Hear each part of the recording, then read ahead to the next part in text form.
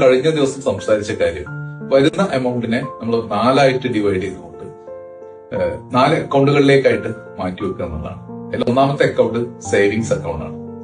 പലരും ചെയ്തുകൊണ്ടിരിക്കുന്ന ഒരു കാര്യം എന്ന് പറഞ്ഞാൽ നമ്മുടെ എല്ലാ കാര്യങ്ങളും അല്ലെങ്കിൽ നമ്മുടെ എല്ലാ ചെലവും കഴിഞ്ഞ് ബാക്കി വരുന്ന എമൗണ്ട് സേവിങ്സിലേക്ക് മാറ്റാം എന്ന ഒരു ധാരണയിലാണ് പലരും മുന്നോട്ട് പോയിക്കൊണ്ടിരിക്കുന്നത്. ഫസ്റ്റ് പ്രയോറിറ്റി കൊടുക്കേണ്ടത് സേവിങ്സിനാണ്. ആദ്യം വരുന്ന എമൗണ്ടിൽ നിന്ന് 15% മുതൽ, അത് പലരുടെയും അവസ്ഥകളൊക്കെ അനുസരിച്ച് നമ്മൾ 15% മുതൽ 40% വരെയാണ് ശരിക്കും സേവിങ്സിലേക്ക് മാറ്റേണ്ടത്. അതായത് ഏറ്റവും മിനിമം 15% എങ്കിലും നമ്മൾ സേവിങ്സിലേക്ക് മാറ്റണം എന്നുള്ളതാണ്.